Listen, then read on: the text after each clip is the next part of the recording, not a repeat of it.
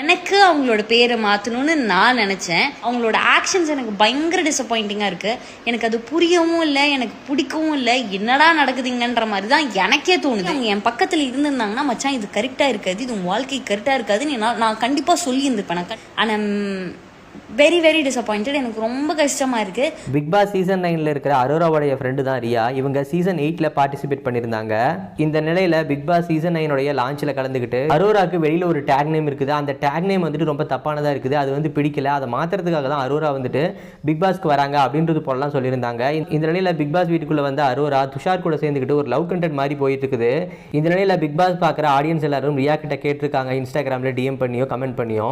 அதுக்கு இப்போ ரியா வந்து ரியாக்ட் பண்ணியிருக்காங்க. அதில் அவங்க என்ன சொல்லியிருக்காங்கன்னா, பிக் பாஸ் வீட்டுக்குள்ளே போகும்போதே அவகிட்ட நான் சொல்லி தான் அனுப்பினேன், இந்த மாதிரி போயிட்டு இரு அப்படின்னு சொல்லிட்டு. ஆனால் அவங்க என்ன சொன்னாங்கன்னா, நான் வந்துட்டு எனக்கு எப்படி தோணுதோ அப்படி தான் அங்கே போயிருப்பேன், நானாக இருக்க போகிறேன் அப்படின்னு சொல்லிட்டு தான் வீட்டுக்குள்ளே போயிருந்தாங்க. அவங்க இதை பண்ணுவாங்க அப்படின்னு சொல்லிட்டு நானே எதிர்பார்க்கல. இது ரொம்பவே எனக்கு டிசப்பாயிண்டிங்காக தான் இருக்குது. இப்போ மட்டும் நான் அவங்க கூட இருந்திருந்தேன் அப்படின்னா, இது நீ தப்பு பண்ணாத அப்படின்னு நான் சொல்லியிருப்பேன். ஆனால் இது தப்பு ரைட்டு அப்படின்னு சொல்லி முடிவெடுத்து மாற்றிக்கிறதும் மாற்றிக்காததும் அவங்களோட கையில் தான் இருக்குது. ஏன்னா இது வந்து அவங்களோட லைஃபு. நீங்கள் வந்துட்டு எல்லாரும் என்கிட்ட சொல்கிறீங்க அரோராவை பற்றி பேசு அப்படின்னு சொல்லிட்டு.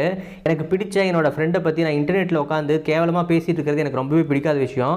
அவள் தப்பு பண்ணாலும் ரைட்டாக பண்ணாலும் நான் வந்து எதாக இருந்தாலும் அவகிட்ட தான் சொல்ல நினைக்கிறேன். நான் இன்டர்நெட்டில் பேச மாட்டேன் அப்படின்றது போல சொல்லியிருக்காங்க. மேலும் நான் அரோராவோட செயலால் டிசப்பாயிண்ட் ஆகி தான் நான் 2 நாள் ரிவ்யூவே போடாமல் இருக்கிறேன். கண்டிப்பாக இனிமேல் வந்துட்டு நான் ரிவ்யூ போடுவேன். அதில் வந்துட்டு அரோராவோடைய டாப்பிக்கை நான் தவிர்க்கலாம்னு நினைக்கிறேன். அப்படி இல்லைனா அவங்க என்ன பண்ணினாங்க அப்படிங்கிறத மட்டும் சொல்லிடுவேன். மற்றபடி அதில் நான் என்னுடைய ஒப்பீனியனை சொல்ல மாட்டேன் அப்படின்றது போல அரோராவுடைய ஃப்ரெண்ட் ரியா சொல்லியிருக்காங்க.